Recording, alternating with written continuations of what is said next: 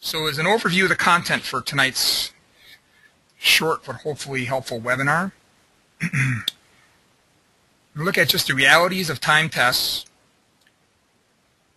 talk just a little bit about test preparation, the ASE question types, and go over a little bit about the computer-based testing interface. And just to qualify that, the interface I will be discussing tonight is the one that's found at most of the Prometric centers. ASE does have, through that Prometric network, some satellite centers, and that will look slightly different than what you're going to see tonight. The functionality is very similar, but it will not look like what you're going to see tonight. And maybe this first point sounds a little trivial to some, but time's a constant. That's just the way it is. You better accept it because you just can't change it. The only thing you can learn how to do is learn how to manage and do more with it. And that's what we're here for tonight. Time tests are necessary due to the fact that ASE pays for seat time for each test. To strike a good balance between cost and convenience, ASE designates test times based off actual test performance. The times that ASE does select are based on the fact that the overwhelming majority could successfully finish the test during the time that's allocated with that. Okay? Randomized test servings. I'm bringing that up because if you go in during an ASE testing appointment and have randomized, or you have multiple tests, what you're not going to be able to control is which test you are going to get first. And so, you know, like the old days when people took tests, they got an allocation of time, went in, and they were able to decide on their own which test they might want to take first during that test session. That's no longer the case. You don't really have a choice of what you're going to take first. I want to mention breaks quickly here, and that is if you're going to go into a testing appointment and say you're taking multiple tests and you want to take a break during testing, what ASE recommends that you do is, let's say you finished your first test, before you push the start button to move on to your second test, that's when you want to take your break. You don't want to be taking a break when the clock is running on your test. So can't stress that enough. When it comes to test preparation, you really want to be prepared as possible for the test you're scheduled to take. Lack of preparation translates into doubt about the test content, which means you're going to spend more time on questions or maybe even guessing at questions.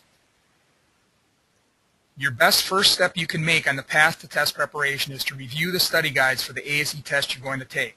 You can download all the study guides for the ASE tests at asd.com/studyguides, and there will be a resource page at the bottom, as well as if you look on the screen, you will see the URL for where our study guides are. Each content area breaks down into specific tasks, which serve as the framework for the ASE test questions. Familiarizing yourself with this framework helps you initiate the right path to preparation.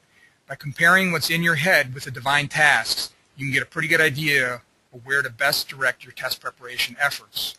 And a suggestion we always make is please be honest with yourself as you go through the process, because that's going to indicate to you, when you're honest with yourself, of where you need to brush up, allocate times towards training in whatever form it may be, so that your time is well spent.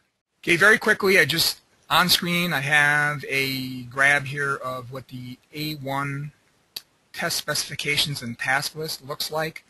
I didn't choose this for any special reason, but it does typify what's really in the study guides for any one of the ASE exams. And you see that we have content areas, questions in the test, the percentage of the tests that are reflected, so you know how the content is allocated. That's important for one thing, how many and the percentage that it represents. And then each one of the content areas is broken down into specific tasks that the questions are written around. And that's important to know that, because that's really what you're going to face when you go in and take the test. So again, this is more of that framework I suggest that you use when you get your training information, training materials, whatever form it comes in. This is really the structure you want to use to help prepare yourself for the test. Another thing I want to talk about is the different types of ASE question types that are used on ASE tests. We have the direct completion style, the Tech A, Tech B, and accept least likely style, and of course all of these, regardless of the three styles that they are all 4-option multiple choice questions. On your screen you see an example of a direct completion question.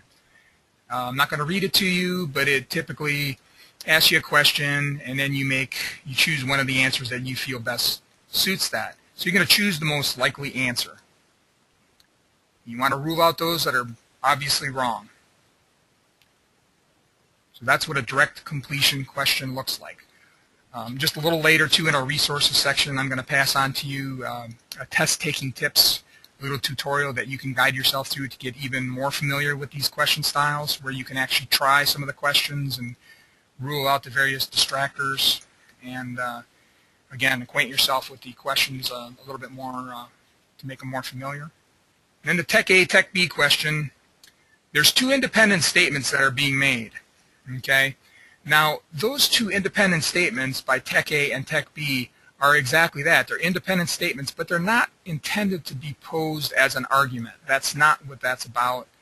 It's just really their statements, and then ruling out, the logic of one over the other, or perhaps both. So you really look at it from the standpoint of which is most correct, or both correct, or maybe neither one of them is correct.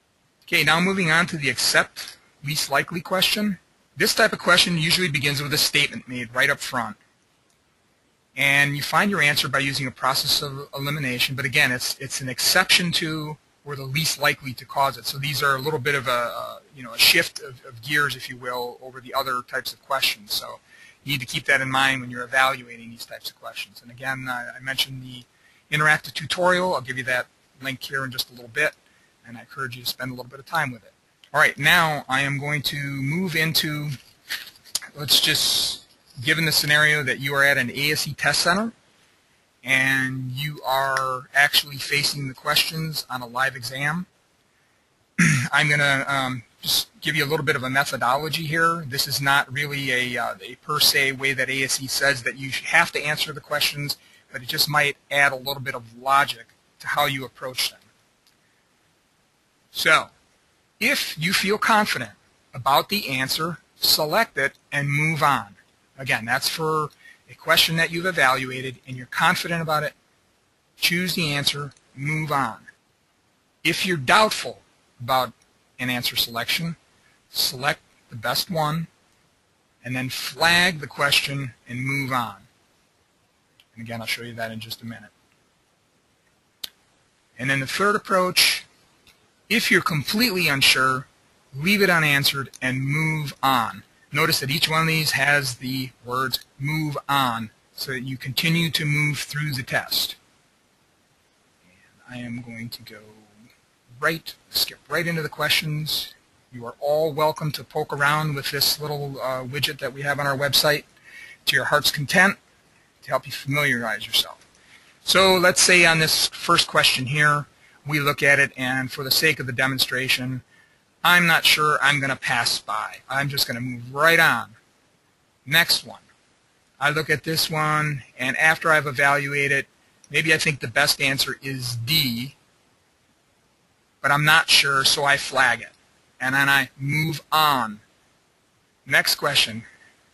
Go through it, maybe similar. That I think is the right answer, but I'm going to flag it. I move on. This question, I'm not sure. I move on.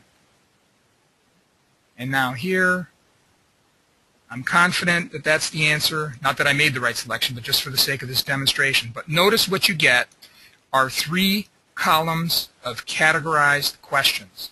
So you can look at it this way in your methodology. The answered questions, if you use the methodology that I recommend of going through them and saying, I'm confident that that's answered, I might want to look at it as apportioning the least amount of my remaining time towards these because I feel I got these correct. The unanswered questions could represent those that I need to spend the most amount of time on evaluating to go through those. And flagged would be next in line from there, that I chose an answer, I'm not quite sure, I may want to review them. Just remember that every question, if you answer it, you always got a chance of answering it to get it right. It's kind of the Wayne Gretzky analogy. You miss 100% of the shots you never take. Since the Stanley Cup just finished, I thought I'd throw that in. But maybe this is some way to approach it by using this review screen, and then you can go back to your questions and you can make choices one at a time, popping back and forth to the review screen, going back to your questions, answering, review, or going through them in a linear style. Again, keeping your eye on the clock in terms of what you have for remaining time. That's one of the suggestions that we make, at least in terms of managing time on the ASE test through the CBT interface. And again, if you put your hands on this little widget that we have available, play around with it a little bit, and maybe you'll become a little bit more familiar with it, so that it starts to set in that that could be an ally for you when you go into the test center. You see, one of the questions we have is how much time for each test. The answer to that is they vary. That is printed on your admission ticket. It's also available in several spots on the ASE website that specifies. And did the test time change from paper tests? Yes, the time did change, because on the paper test there was just a session. You could take them during that appointment, and again you could allocate them the way you want. Now we have a per test time window that's established for each and every test that you take. I mentioned that all of the study guides are available on the ASE website for download. Also want to briefly mention that any of you that looking at registering for a test and scheduling testing appointments, that's done through My ASE. And you can find that right off registration or right off ASE.com. And you also find under the About ASE and then My ASE there are some demos there, tutorials if you will, that guide you through how to create a My ASE account, how to register technicians for it, either yourself or those if they're under your employee type of situation, under a company account manager scenario, appointment scheduling. Those are on the ASE site as well to, again, try to make things easier for you. Which is a better study guide or textbook? And, I mean, that's one of those things that's really, the industry creates all kinds of training materials. There's books, study guides, lots of different types of online things that help people prepare for the ASE exams. None of those are ours, so what we recommend that you do is, again, we showed the content areas and task lists. Compare that to what you're looking at, either using, purchasing, considering, whatever context you want to put it in, and find out when it was last updated. Make sure it's current material. Okay, one of the questions that's appeared is how many years before you have to renew your ASE. ASE certifications are good for 5 years. The exception to that, which really is not a certification per se by ASE designation, but that's our Section 609 Refrigerant Recovery and Recycling Program for mobile air conditioning systems. That at this point does not have a requalification period attached to it. That could change as the regs are expected to change when EPA comes out with its latest information related to HFO 1234YF and how it's going to affect service technicians in terms of service procedures and those sorts of requirements.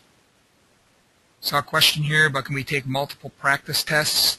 I believe you are talking about the ASE practice tests that we have off our site. Those have one form. I mean, you can take multiples, but it really has one form, one array of questions on it. The G1 has a 1-year experience requirement, but it's a 5-year certification, same as the others, just to be clear about that. And one other footnote I'll just add on the experience requirement is that ASE has gone to, we've always historically had the 2-year experience requirement for regular certifications. Now with G1 we have a 1-year experience requirement. The regular certifications remain at 2, but for advanced level tests like L1 and L2 it is now 3 years experience requirement for those advanced level. Again, it's been a pleasure having you here tonight. So for Julie White, Don Dew, and myself, Dave Kappert, I want to bid you a pleasant evening, and thanks again for attending.